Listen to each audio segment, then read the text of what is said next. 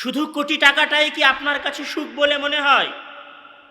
আপনি যে সুখে আছেন এর অর্থ কি আপনি আজীবন সুখে থাকবেন? মহান আল্লাহ তাআলা মানুষকে সুখও দেন, বিপদও দেন। মহান আল্লাহ তাআলা মুমিনকেও বিপদ দেন, ভালো মানুষকেও বিপদ দেন, খারাপ মানুষকেও বিপদ দেন। আল্লাহ তাআলা কাউকে বিপদ দেন এর অর্থ এইটা না যে সে খারাপ মানুষ।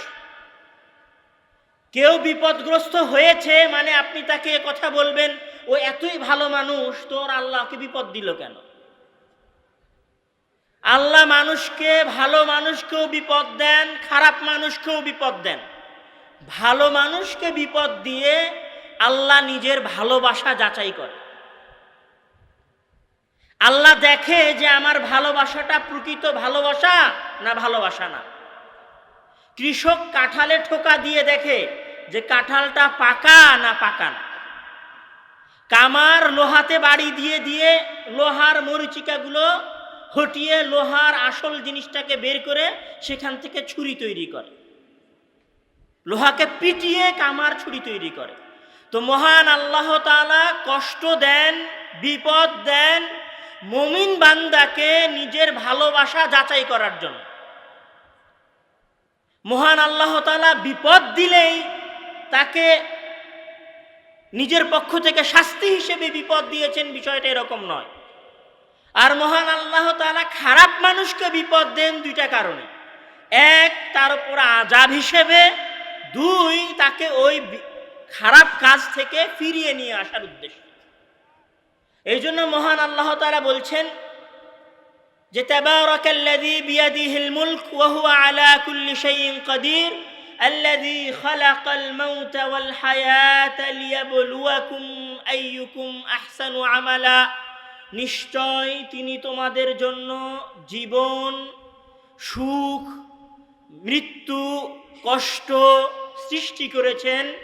লিনাবলুয়াকুম, যেন তিনি যাচাই করতে পারেন, আইয়ুকুম আহসানু আমালা, যে তোমাদের মধ্যে সর্বোত্তম আমলকারী, সর্বোত্তম ইবাদতকারী, তোমাদের মধ্যে আমাকে কে সবচেয়ে বেশি ভালোবাসে সেটা যাচাই করার জন্য। আপনার উপরে যদি আজকের উপর থেকে বিপদ নাজিল হয় আর আপনি যদি 5 ওয়াক্ত সালাত আদায় মসজিদে এসে করে থাকেন, আপনার মনে যদি এই বিশ্বাস থাকে যে আপনি আল্লাহকে ভালোবাসেন, আল্লাহর সন্তুষ্টির আশায় 5 ওয়াক্ত সালাত আদায় করেন, সিয়াম পালন করেন, আপনি নিজেকে বিশ্বাস করেন যে আপনি আল্লাহর ইবাদত করেন, এরপরেও যদি আল্লাহ আপনাকে বিপদ দেয় তাহলে আপনি জেনে নিয়েন যে আল্লাহ তাআলা আপনাকে কি করছে?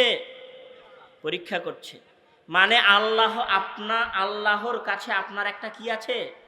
বিশেষ জায়গা আছে। বুঝেননি মনে হয় আমার কথা। আজকের পরে যদি আপনি মুমিন হন, নিজে যদি পরিপক্ক মুমিন হয়ে থাকেন বা মুমিনের কাছাকাছি হয়ে থাকেন, তাহলে জেনে রাখবেন আল্লাহ তাআলা আপনাকে কেন বিপদ দিয়েছেন? পরীক্ষা করার জন্য যে আমার বান্দা আমাকে আসলেই ভালোবাসে না ভালোবাসে না। আর আপনি যদি খারাপ মানুষ হয়ে থাকেন তাহলে এইটা মনে করিয়েন না যে আল্লাহ তাআলা আপনাকে ঘৃণা করে দূরে সরানোর জন্য বিপদ দিয়েছেন। আল্লাহ তাআলা আপনাকে কেন বিপদ দিয়েছেন? মহান আল্লাহ তাআলা আপনাকে ভয় দেখিয়ে, যদি খারাপ মানুষ হয়ে থাকেন তাহলে ভয় দেখিয়ে কাছে নিয়ে আসার জন্য কি দিয়েছেন? বিপদ দিয়েছেন। এই জন্য মহান আল্লাহ তাআলা বলছেন, ওয়ালানাবলুওয়ান্নাকুম বিশাইইম মিনাল খাউফি ওয়াল জু', নিশ্চয় আমি মানুষকে পরীক্ষা করি, নিশ্চয় আমি মানুষকে যাচাই বাছাই করি, বিশাইইম মিনাল খাউফি, কিছু ভয় দিয়ে, ওয়া নাকসিম মিনাল আমওয়াল, কিছু ক্ষতি দিয়ে, ওয়াল আনফুস, জানের ক্ষতি দিয়ে, ওয়াস সামারাত, ব্যবসা বাণিজ্যের ক্ষতি দিয়ে। ফাইদা আসাবাতহুম মুসিবাহ, আর যখন কোনো মুমিন ব্যক্তির উপরে বিপদ আসে, যখন কোনো মুমিন ব্যক্তি বিপদে আপতিত হয়, তখন সে বলে ইন্না লিল্লাহ, আমি এবং আমার যা কিছু আছে সব কার? আল্লাহর। আমি আর আমার যা কিছু আছে সব কার? আল্লাহর। এই হাতটা কার? আল্লাহর। তো এই হাতটা যদি আল্লাহ ভেঙে ফেলে, তো কে কার হাত ভেঙে ফেলেছে? আল্লাহ আল্লাহর হাত ভেঙে ফেলেছে। বুঝতে পারেননি মনে হয় কথা। ইন্না লিল্লাহি, আমরা কার জন্য? আল্লাহর জন্য। আমাকে সৃষ্টি করেছে কে? আল্লাহ। তো আল্লাহ যদি আমাকে বিপদ দিয়ে থাকেন, তাহলে উনি উনার নিজের সৃষ্টির উপরে বিপদ দিয়েছেন। এ কথা কে বলে? এ কথা আল্লাহ বলছেন যে মুমিন ব্যক্তি এই ধরনের কথা বলে, যে ইন্না লিল্লাহি, নিশ্চয় আমরা আল্লাহর জন্য, ওয়া ইন্না ইলাইহি রাজিউন, আর আমরা তার কাছেই ফিরে যাব। আমি উনার বান্দা, উনি যদি এখন আমাকে ক্যান্সারের কষ্ট দিয়ে ফিরিয়ে নিতে চায়, তো আমার কিছু করার আছে? উনি যদি আমাকে বিছানায় ফেলে, বিছানায় কষ্ট দিয়ে আমার পাপ মোচন করে, আমার গুনাহ মোচন করে, আমাকে পরিপূর্ণ মুমিন বানিয়ে এই দুনিয়া থেকে উঠিয়ে জান্নাতে দিতে চায়, আমার কিছু করার আছে? উনি যদি আপনার অ্যাক্সিডেন্ট করে আপনার পাটা ভেঙে ফেলে, তা আপনার ওই জায়গায় কিছু করার আছে? যিনি পা দিয়েছেন উনি পা ভেঙে ফেলেছেন, যিনি হাত দিয়েছেন উনি হাত ভেঙে ফেলেছেন, যিনি আপনাকে শস্য উৎপাদন করার ক্ষমতা দিয়েছেন উনি আপনার শস্য পানিতে ডুবিয়ে দিয়েছেন, যিনি আপনার ক্ষেতে ধান উৎপাদন করেছেন উনি বন্যা দিয়ে ধান ডুবিয়ে দিয়েছেন, যিনি আপনার ক্ষেতে ধান দিয়েছেন উনি আসমান থেকে বরফ দিয়ে আপনার ধান ধ্বংস করে দিয়েছেন। আপনি আর আপনার মাল সব কার জন্য? আল্লাহর জন্য। তো উনি যদি কোনো বিপদ দেয়, তাহলে আপনি কি বলবেন? ইন্না লিল্লাহি ওয়া ইন্না ইলাইহি রাজিউন। এর বিনিময়ে কি হবে বলেন তো? সুখ হবে। এর বিনিময়ে কি হবে বলেন তো? সুখ হবে। আপনার কাছে একটা টাকা আছে, 100 টাকা।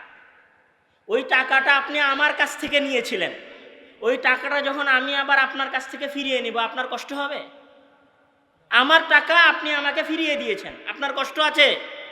কিন্তু আপনার কাছে যদি 100 টাকা থাকে আপনার নিজের, ওই 100 টাকাটা যদি আমি জোর করে পকেট থেকে বের করে নেই, পকেট কেটে বের করে নেই, আপনার কষ্ট হবে না হবে না? কষ্ট হবে না? অবশ্যই কষ্ট হবে। তো আপনি যদি মনে করেন আপনি আর আপনার যা কিছু আছে সব আল্লাহ, তো এবার যদি আল্লাহ আপনার কাছ থেকে উনার দেওয়া কিছু জিনিস ছিনিয়ে নেয়, আপনার কষ্ট আছে? যিনি দিয়েছিল তিনি নিয়ে নিয়েছেন, যিনি জিনিস দিয়েছিলেন, যার কাছ থেকে এসেছিল উনি আবার সেখানে কি করেছেন? ফিরিয়ে নিয়েছেন। এই জন্য আল্লাহ তাআলা বলছে যে যারা মুমিন বান্দা, যারা দিনদার বান্দা, তারা বলে বিপদ আসলে ইন্না লিল্লাহ, আমি এবং আমার যা কিছু আছে সব কার জন্য? আল্লাহর জন্য। আজ থেকে বিপদে পড়লে কি বলতে হবে? ইন্না লিল্লাহি ওয়া ইন্না ইলাইহি রাজিউন।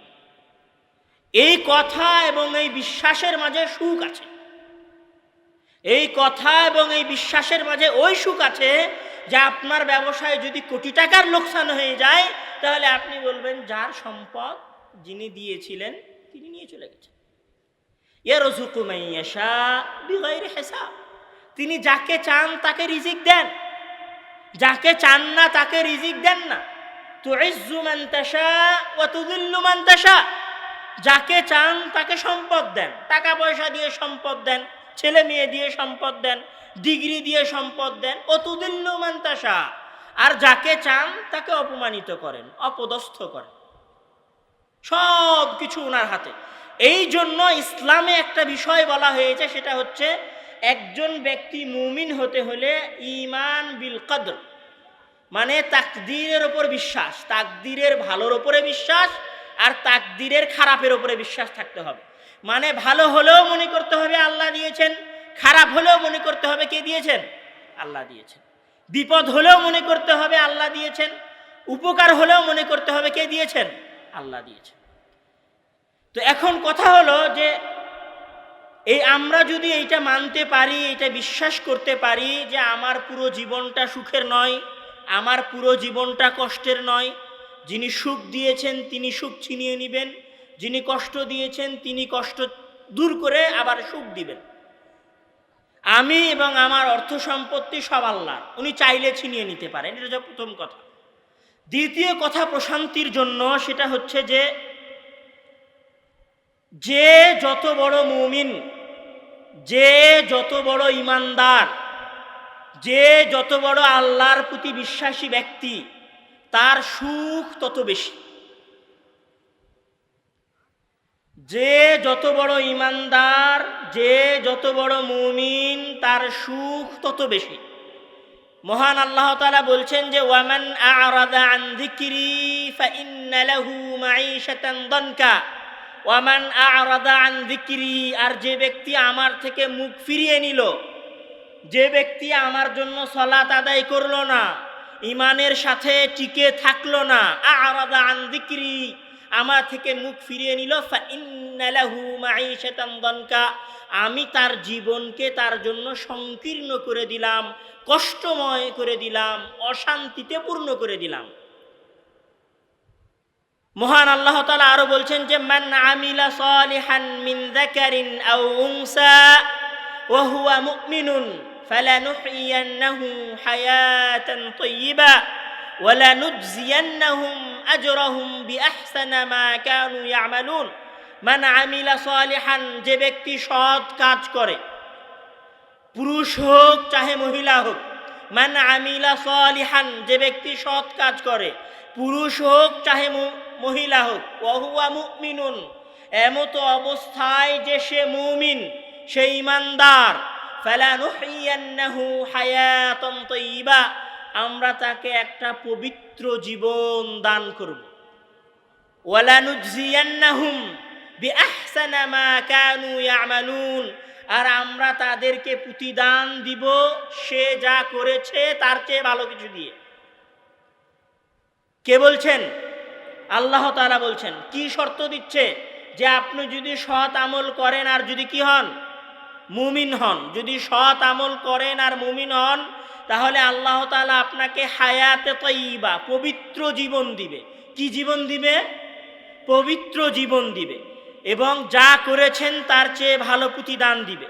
আল্লাহ তাআলা আরো বলছেন যে হুয়াল্লাযী আনজালাস সাকিনাতা ফী কুলুবিল মুমিনিন লিয়াজদাদু ঈমানান মা ঈমানিহিম, হুয়াল্লাযী আনজালাস সাকিনাতা ফী কুলুবিল মুমিনিন, তিনি হচ্ছেন সেই সত্তা, আল্লাযী আনজালাস সাকিনা, যিনি প্রশান্তি, সুখ ঢেলে দিয়েছেন, ফি কুলুবিল মুমিনিন, মুমিনদের অন্তরে। কাদের অন্তরে?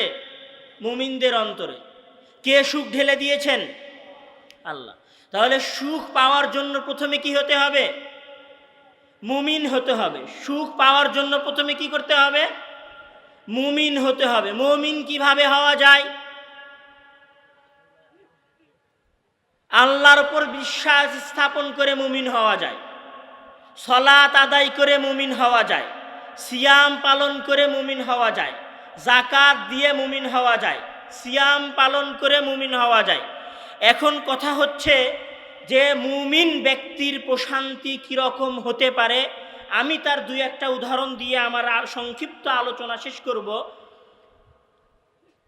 ইনশাআল্লাহুল আজিজ। মুসআব ইবনে উমাইরের নাম শুনেছেন? মুসআব ইবনে উমাইর, এই সাহাবীর নাম শুনেছেন? ইনি একজন সাহাবী, যুবক বয়সের, আপনাদের মতো উদীয়মান তরুণ, 18 বছর, 17 বছর, 20 বছর বয়স হবে। আরবের সবচেয়ে ধনী পরিবারের সন্তান, আরবের সবচেয়ে ধনী পরিবারের সন্তান। উনি জানতে পারলেন যে মুহাম্মদ নামে একজন ব্যক্তি দ্বীনের দাওয়াত দিচ্ছে। উনি ওই সময় পুরো আরবের সবচেয়ে দামি পোশাক পরিধান করে, আর ওই সময় শরীরে পুরো আরবের সবচেয়ে দামি সুগন্ধি ব্যবহার করে, এবং ওই সময় উনি সওয়ারি হিসেবে ওই সময়ের সবচেয়ে দামি উট ব্যবহার করে। উনি শুনলেন যে মুহাম্মদ নামে একজন ব্যক্তি আল্লাহর দিকে দাওয়াত দিচ্ছে, আসলেন, ইসলাম কবুল করলেন। ইসলাম কবুল করার পরে তার মা জানতে পারলেন যে আমার ছেলে মুসআব ইবনে উমাইর সবচেয়ে ধনী পরিবারের সন্তান, সবচেয়ে ধনাঢ্য পরিবারের সন্তান, বাবার কোটি কোটি টাকা, নিজে সবচেয়ে অভিজাত জীবন যাপন করে, 1000 কোটি টাকার সম্পত্তি আছে বাবার। উনার মা যখন জানতে পারলেন আমার ছেলে ইসলাম কবুল করেছে, তখন মা বাধা দিলেন ইসলাম থেকে ফিরে আসতে বাধ্য করার জন্য। ছেলে ফিরে আসলেন না। ছেলের পায়ে জিঞ্জির লাগিয়ে ঘরে বন্দি করে রাখলেন, ছেড়ে ফিরে আসলেন না। তারপর ছেলেকে ত্যায্য পুত্র করলেন। ত্যায্য পুত্র করা বোঝেন? ছেলেকে ত্যায্য পুত্র করলেন মানে আমার যত অর্থ সম্পত্তি আছে, যত টাকা পয়সা আছে, যত ধন দৌলত আছে, এসবের তোমার উপরে কোনো কি থাকবে না, অধিকার থাকবে না, যদি তুমি মোহাম্মদকে অস্বীকার না করো। ছেলে বলল, সালাম, আপনার অর্থ সম্পত্তি, আপনার টাকা পয়সা, আপনার অভিজাত্য, আপনার অভিজাত জীবন, আমার দামি পোশাক, আমার দামি আতর, আমার দামি উট, আমার মার্সিডিজ গাড়ি, আমার BMW, আমার iPhone 14 Pro Max, আমার অডি, আমার বিলাসবহুল বাড়ি, সব আপনাকে দিয়ে দিলাম। বিনিময়ে আমার হৃদয়ে যে ঈমান আছে সেই ঈমানটা আমি বাকি রাখলাম। এটা হচ্ছে ঈমান। সব কিছু ছেড়ে দিলেন। রাসূল সাল্লাল্লাহু আলাইহি ওয়াসাল্লাম এবং আল্লাহর উপরে ঈমান এনেছেন এই কারণে। কেন ছেড়ে দিলেন? আল্লাহ এবং তার রাসূলের উপর ঈমান এনেছেন এই কারণে। শুধু এখানে ঘটনা শেষ হয়ে যায়নি। মুসআব ইবনে উমাইর হিজরত করে হাবাসায় গেলেন, হাবাসা থেকে হিজরত করে মদিনায় গেলেন। বদরের রাসূল সাল্লাল্লাহু আলাইহি ওয়াসাল্লাম তাকে ইসলামের ইতিহাসের প্রথম শিক্ষক করে পাঠালেন। তিনি শিক্ষা দিলেন। সবচেয়ে ধনী পরিবারের সন্তান, ছেঁড়া কাপড় পরে দ্বীনের দাওয়াত দিচ্ছেন। ঘটনা এখানেই শেষ নয়। মুসআব ইবনে উমাইর উহুদের যুদ্ধে অংশগ্রহণ করেছেন। উহুদের যুদ্ধের নাম শুনেছেন? উহুদের যুদ্ধে অংশগ্রহণ করেছেন। আপনারা জানেন যে উহুদের যুদ্ধে মুসলমানেরা প্রথমে বিজয় লাভ করে, প্রথম দিকে বিজয়ী হয়। তো রাসূল সাল্লাল্লাহু আলাইহি ওয়াসাল্লাম যেই জায়গায় দাঁড়িয়ে উহুদের যুদ্ধ করছিলেন, সেই জায়গাটা হচ্ছে এমন জায়গায় যেখান থেকে মানুষ পিছন দিয়ে ওনার উপরে হামলা করতে পারবে। উনি এরকম একটা জায়গায় দাঁড়িয়ে যুদ্ধ করছিলেন। তো উনি ওনার 50 জন সিপাহীর একটা বাহিনী পিছনে রেখে দিলেন যে তোমরা এখানে থাকো, এখান থেকে নড়বা না, আমি সামনে গিয়ে যুদ্ধ করে ফিরে আসবো। তারপরে রাসূল সাল্লাল্লাহু আলাইহি ওয়াসাল্লাম আল্লাহর নাম নিয়ে যুদ্ধ শুরু করলেন। যুদ্ধে কাফেরেরা পরাজয় বরণ করতে থাকলো, মুসলমানেরা খুশিতে গনিমতের মাল সংগ্রহ করতে লাগলো, মানে যুদ্ধে মুশরিকদের ছেড়ে যাওয়া সম্পত্তি সংগ্রহ করতে লাগলো। এইটা দেখে পেছনের ওই তীরন্দাজ যারা 50 জন ছিল, ওরাও ওই জায়গা ছেড়ে এসে ওই গনিমতের মাল সংগ্রহ করতে লাগলো। ওই সময় কাফেরদের মধ্যে একজন ব্যক্তি ছিলেন, নাম হচ্ছে খালিদ বিন ওয়ালিদ। নাম শুনেছেন? পৃথিবীর ইতিহাসে, ইসলামের বাইরে এবং ইসলামের ভেতরে, পৃথিবীর ইতিহাসের শুরু থেকে নিয়ে শুরু করে আজ পর্যন্ত যে সমস্ত সেনাপতি সবচেয়ে চৌকস ছিলেন, সবচেয়ে বুদ্ধিমান ছিলেন, সবচেয়ে ইন্টেলিজেন্ট ছিলেন, তাদের মধ্যে সবার উপরে হচ্ছেন খালিদ বিন ওয়ালিদ। উনি তখন মুশরিকদের সৈন্যবাহিনীর মধ্যে আছেন। উনি তখন পেছন থেকে হামলা করলেন রাসূল সাল্লাল্লাহু আলাইহি ওয়াসাল্লামের বাহিনীর উপরে। সাহাবীরা সব পালিয়ে যেতে থাকলেন। কিছু সাহাবী রাসূল সাল্লাল্লাহু আলাইহি ওয়াসাল্লামের নিরাপত্তা দিচ্ছেন। তাদের মধ্যে একজন হচ্ছেন মুসআব ইবনে উমাইর। ঘটনা এখানে শেষ হয়ে যায়নি। মুসআব ইবনে উমাইরের হাতে ইসলামের পতাকা আছে এবং উনি মুখে মুখে বলছেন, সাহাবীরা যখন পালিয়ে যাচ্ছেন তখন মুসআব ইবনে উমাইর তার ডান হাতে পতাকা উত্তোলন করে বলছেন, ডান হাতে পতাকা ধরে আছেন আর বলছেন, ওয়ামা মুহাম্মাদুন ইল্লা রাসূল ক্বাদ খালাত মিন ক্বাবলিহির রুসুল আফা ইম্মাতা আও কুতিলা ইনকালাবতুম আলা আকাবিকুম ফামান ইয়ানকালিব আলা আকিবাইহি ফালান ইয়াদুররাল্লাহা শাইআ। এই আয়াত মুসআব ইবনে উমাইর তেলাওয়াত করছেন আর পতাকা উঠিয়ে সামনের দিকে এগিয়ে যাচ্ছেন। এই আয়াত তেলাওয়াত করছেন যে ওয়ামা মুহাম্মাদুন ইল্লা রাসূল, মুহাম্মদ শুধুমাত্র একজন রাসূল। ফাইন মাতা আও কুতিলা, যদি তিনি মারা যান অথবা তাকে হত্যা করা হয়, তাহলে তোমরা কি ইসলাম থেকে আবার ফিরে মুশরিক হয়ে যাবা? এই আয়াত উনি তেলাওয়াত করছেন আর যাচ্ছেন। তখন ইবনে আমআ নামে একজন মুশরিক ব্যক্তি মুসআব ইবনে উমাইরের ডান হাতের উপরে, মুসআব ইবনে উমাইর ডান হাত দিয়ে পতাকা ধরে আছেন, মুসআব ইবনে উমাইরের ডান হাতের উপরে তলোয়ার দিয়ে আঘাত করলেন। মুসআব ইবনে উমাইরের হাত কনুই থেকে পড়ে গেল।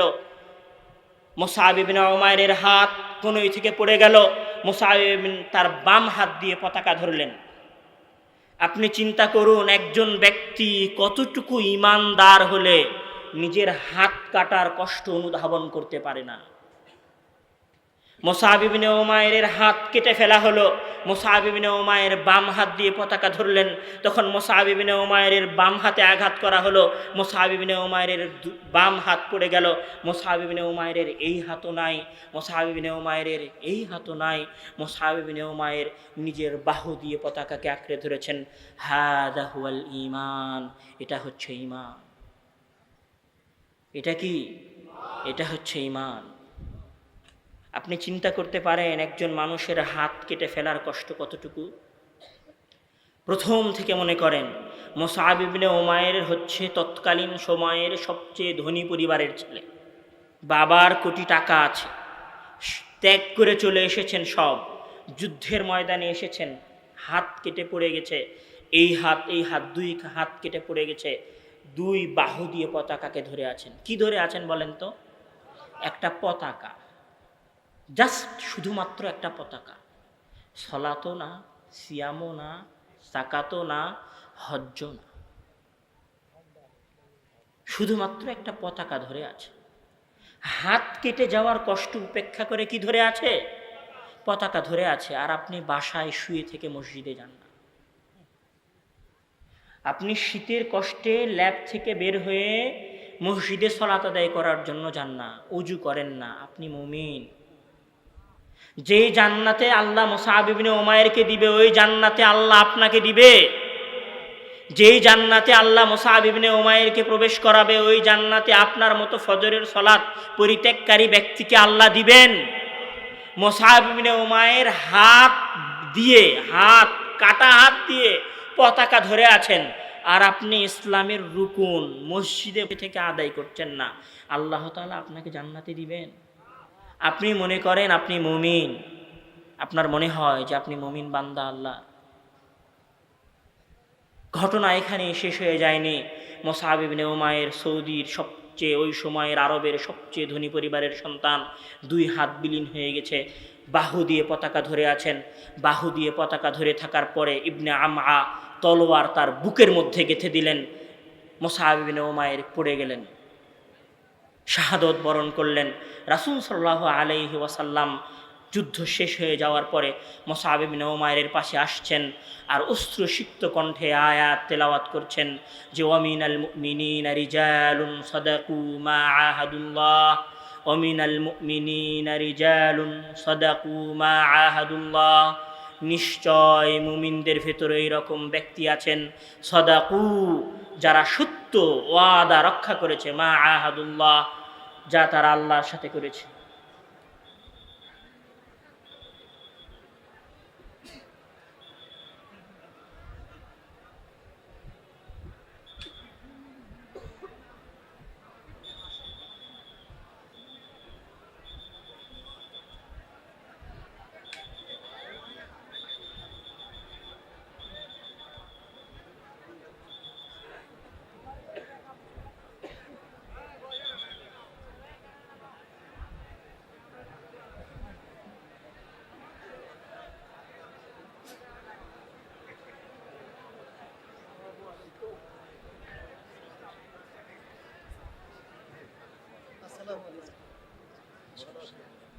না না,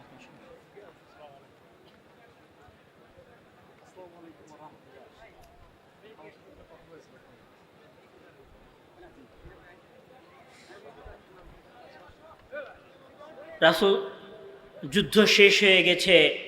রাসূল সাল্লাল্লাহু আলাইহি ওয়াসাল্লাম যুদ্ধের মাঠ পরিদর্শন করার জন্য এসেছেন।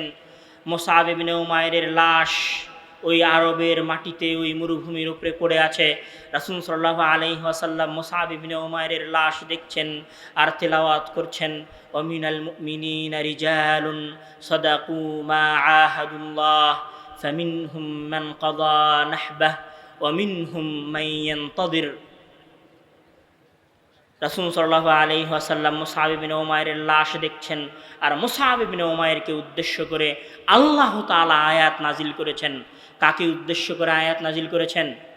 মুসআব ইবনে উমাইরকে উদ্দেশ্য করে আল্লাহ তাআলা আয়াত নাজিল করেছেন।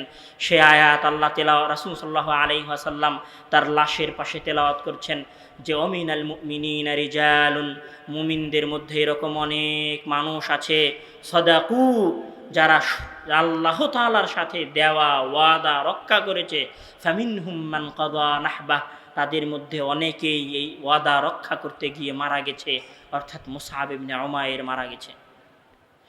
মুসআব ইবনে উমাইরের কথা এখানে শেষ হয়ে যায়নি।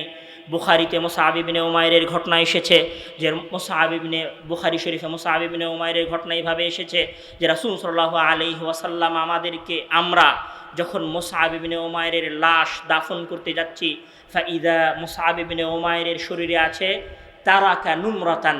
মুসআব ইবনে উমাইর, শুরু থেকে শোনেন, আরবের সবচেয়ে ধনী পরিবারের সন্তান, কোটি টাকার সম্পত্তির মালিক, বাবার ধর্ম ত্যাগ করে সে ইসলাম ধর্ম গ্রহণ করেছেন, যুদ্ধের ময়দানে শরীক হয়েছেন, নিজের 2 হাত বিলিয়ে দিয়েছেন, জান বিলিয়ে দিয়েছেন। তারা কানুমরাতান, শুধুমাত্র একটা ছোট কাপড় ছেড়ে রেখে গেছেন। ফাইদা গাত্তাইনা বিহা ওয়াজহা বাদা রিজলু ওয়া ইদা গাত্তাইনা রিজলাহু বাদা ওয়াজহুহু। সাহাবী বলছে যে যখন আমরা মুসআব ইবনে উমাইরের এক ছোট কাপড় দিয়ে মুখ ঢেকে দিচ্ছি, তো মুসআব ইবনে উমাইরের পা বের হয়ে যাচ্ছে। মুসআব ইবনে উমাইরকে এখন দাফন করা হবে, দাফন করার আগে মুসআব ইবনে উমাইরের মুখ ঢাকা হচ্ছে, তো পা বের হয়ে যাচ্ছে। মুসআব ইবনে উমাইরের পা ঢাকা হচ্ছে, তো মুসআব ইবনে উমাইরের মাথা বের হয়ে যাচ্ছে। আরবের সবচেয়ে ধনী পরিবারের সন্তান, দাফন করার সময় একটা পুরনো কাপড় ছেড়ে রেখে যাননি। আরবের সবচেয়ে ধনী পরিবারের সন্তান, সবচেয়ে অভিজাত পরিবারের সন্তান, সবচেয়ে দামি কাপড় ব্যবহার করে, সবচেয়ে দামি আতর ব্যবহার করে। যখন মারা গেছেন তখন দাফন করার সময় মাথা ঢাকলে পা বের হয়ে যায়, পা ঢাকলে মাথা বের হয়ে যায়। এটা হচ্ছে মুসআব ইবনে উমাইরের ঈমান। মুসআব ইবনে উমাইর এই ঈমানের বদৌলতে দুনিয়ার যা কিছু আছে সব কিছু মুসআব ইবনে উমাইর পরিত্যাগ করে দিয়েছেন। ওই ঈমানের মাঝে উনি যে সুখ পেয়েছেন, সেই সুখ তার হাত কাটার কষ্টের চেয়ে বেশি ছিল। মুসআব ইবনে উমাইর ওই ঈমানের মাধ্যমে যে সুখ পেয়েছেন, তার বাবার ওই কোটি টাকার সম্পত্তির চাইতে এই ঈমানের সুখ বেশি ছিল। মুসআব ইবনে উমাইর এই ঈমানের মাধ্যমে যে সুখ পেয়েছেন, ওই বাবার দেওয়া সবচেয়ে দামি পোশাকের চাইতে এই ঈমানের সুখ বেশি ছিল। মুসআব ইবনে উমাইর যে ঈমান এনেছিলেন, সেই ঈমান বাবার দেওয়া কোটি টাকার সুগন্ধির চাইতে বেশি ছিল। এটাই হচ্ছে ঈমানের লাজ্জাত, ঈমানের স্বাদ, হালাওয়াতুল ঈমান, ঈমানের স্বাদ, ঈমানের লাজ্জাত। আপনি যদি ঈমানের স্বাদ পেয়ে যান, ঈমানের লাজ্জাত পেয়ে যান, ঈমানের স্বাদ আস্বাদন করতে পারেন, তাহলে দুনিয়ার কোনো কষ্টই আর আপনার কাছে কষ্ট মনে হবে না। আম্মার ইবনে ইয়াসির আলু ইয়াসির নাম শুনেছেন আপনারা অনেক সময়। পুরো পরিবার ইসলাম গ্রহণ করেছেন। ইয়াসির নিজে, তার স্ত্রী সুমাইয়া, তার ছেলে আম্মার এবং তার ছেলে আব্দুল্লাহ, পুরো পরিবারের 4 জন সদস্য ইসলাম ধর্ম গ্রহণ করেছেন। একদম শুরুর পর্যায়ে রাসূল সাল্লাল্লাহু আলাইহি ওয়াসাল্লামের নবুয়ত আসার 4র্থ এবং 5ম বছরে ইয়াসির এবং তার পুরো পরিবার ইসলাম ধর্ম গ্রহণ করেছেন। সেই সময় রাসূল সাল্লাল্লাহু আলাইহি ওয়াসাল্লামের কাছে শক্তিও নেই, ক্ষমতাও নেই। রাসূল সাল্লাম নিজেও নির্যাতিত, সাহাবায়ে কেরামও নির্যাতিত। মক্কার বাইরের তপ্ত মরুভূমিতে ইয়াসিরের পরিবারকে নির্যাতন করা হচ্ছে, ইয়াসিরের পরিবারের উপর অত্যাচার করা হচ্ছে। ইয়াসিরের পরিবারকে তপ্ত মরুভূমির উপরে ফেলে, বালুর উপরে ফেলে ইয়াসিরের পরিবারকে অত্যাচার করা হচ্ছে এবং বলা হচ্ছে, তুমি বলো যে আমি মুহাম্মদের দ্বীন পরিত্যাগ করলাম, আমি মুহাম্মদের উপরে যে ঈমান এনেছি সেই ঈমান আমি ছেড়ে দিলাম। ইয়াসিরের পরিবারের কেউ ঈমান ছেড়ে দেয়নি। ইয়াসির নিজে মারা গেছেন। আপনি চিন্তা করুন, একজন মানুষকে কতটুকু কষ্ট দিলে, কতটুকু অত্যাচার করলে, কতটুকু টর্চার করলে একজন মানুষ মৃত্যুবরণ করতে পারে। একজন মানুষ সাধারণ কষ্টে মারা যায়। আমি যদি এখানে আপনাকে পিটাই, 2-4টা পিটানিতে আপনি মারা যাবেন, 10-12টা পিটানিতে আপনি মারা যাবেন। আপনাকে শাস্তি দিয়ে মারতে হলে কতটুকু শাস্তি দেওয়া দরকার? আপনি শুধু এটা চিন্তা করেন যে আমি যদি আপনাকে শাস্তি দিয়ে মারতে চাই, মেরে ফেলতে চাই, তাহলে আপনাকে কতটুকু শাস্তি দিয়ে মেরে ফেলা দরকার। শাস্তির কষ্টে ইয়াসির মারা গেছেন। শাস্তির কষ্টে ইয়াসির মারা গেছেন। ওই দীর্ঘ সময়ের শাস্তি, ওই 3 দিন 4 দিন 5 দিন 1 সপ্তাহের শাস্তি, ওই কষ্ট, ওই তপ্ত রোদ আর ওই মরুভূমির কষ্ট ইয়াসিরের কাছে ইমানের স্বাদের চেয়ে বেশি ছিল না। ইয়াসিরের যে কষ্ট ছিল ওই কষ্টের চাইতে ইয়াসিরের স্বাদ, ইমানের হালাওয়া, ইমানের মিষ্টি বেশি ছিল। ইয়াসিরের স্ত্রী সুমাইয়া 2 পা বেঁধে দেওয়া হয়েছে, গুপ্তাঙ্গে বর্ষা দিয়ে আঘাত করে হত্যা করা হয়েছে। কিসের জন্য? শুধুমাত্র ঈমান থেকে ফিরে আসার জন্য। ঈমান থেকে তারা ফিরে এসেছিলেন, পুনরায় কাফের হয়েছিলেন, পুনরায় মুশরিক হয়েছিলেন। একজন মহিলার গুপ্তাঙ্গে আঘাত করে মেরে ফেলাটা কতটুকু কষ্টকর হতে পারে আপনি কল্পনা করতে পারেন? এত কষ্ট সহ্য করার পরেও ইয়াসির এবং ইয়াসিরের ছেলে আব্দুল্লাহ, ছেলে, বাবা, মা, 3 জন কষ্ট সহ্য করে মারা গেলেন। ইসলামের ইতিহাসের প্রথম শহীদা, ইসলামের ইতিহাসের প্রথম শহীদ। রাসূল সাল্লাল্লাহু আলাইহি ওয়াসাল্লাম ওই নির্যাতনের দৃশ্য দেখছেন আর বলছেন, সবরান ইয়া আলা ইয়াসির মাওঈদুকুমুল জান্নাহ, সবরান ইয়া আলা ইয়াসির মাওঈদুকুমুল জান্নাহ। হে ইয়াসিরের পরিবার, তোমরা ধৈর্য ধারণ করো, মাওঈদুকুমুল জান্নাহ, তোমাদের জন্য জান্নাত অপেক্ষা করছে। হাযিহি হিয়া হালাওয়াতুল ঈমান, এটা হচ্ছে ঈমানের স্বাদ। ঈমানের স্বাদ হচ্ছে আম্মার ইবনে ইয়াসিরের স্বাদ। ঈমানের স্বাদ নিতে হলে আম্মার ইবনে ইয়াসিরের মতো মুমিন হতে হবে। ঈমানের স্বাদ নিতে হলে ইয়াসিরের মতো মুমিন হতে হবে। ঈমানের স্বাদ নিতে হলে সুমাইয়ার মতো মুমিন হতে হবে, মুমিনা হতে হবে। ঈমানের স্বাদ নিতে হলে মুসআব ইবনে উমাইরের মতো ঈমান আনতে হবে। ঈমানের স্বাদ নিতে হলে বেলালের মতো ঈমান আনতে হবে। তাহলে আপনি পূর্ণ মুমিন হবেন। যেই দিন আপনার কাছে আপনার দুনিয়ার কষ্টের চাইতে, যেই দিন আপনার কাছে আপনার দুনিয়ার লাভের চাইতে, যেই দিন আপনার কাছে আপনার দুনিয়ার ব্যবসার প্রফিটের চাইতে আপনার কাছে আপনার আখিরাতের বেশি মূল্য হবে, আপনার ঈমানের বেশি মূল্য হবে, রাসূলের হুকুম মানার বেশি মূল্য হবে, সেই দিন আপনি প্রকৃত মুমিন এবং সেই দিন আপনি ঈমানের স্বাদ আস্বাদন করতে পারবেন, সেই দিন আপনি ঈমানের স্বাদ অনুভব করতে পারবেন। মহান আল্লাহ তাআলা আমাদের প্রত্যেককেই সুখ লাভ করার জন্য, প্রশান্তি লাভ করার জন্য প্রকৃত মুমিন হওয়ার তৌফিক দান করুক, আমিন। এই দোয়া, এই দাবি মহান আল্লাহ তাআলার দরবারে রেখে আমি আমার সংক্ষিপ্ত আলোচনা শেষ করছি। ওয়া আখিরু দাওয়ানা আলহামদুলিল্লাহি রাব্বিল আলামিন। আসসালামু আলাইকুম ওয়া রাহমাতুল্লাহি ওয়া বারাকাতুহু।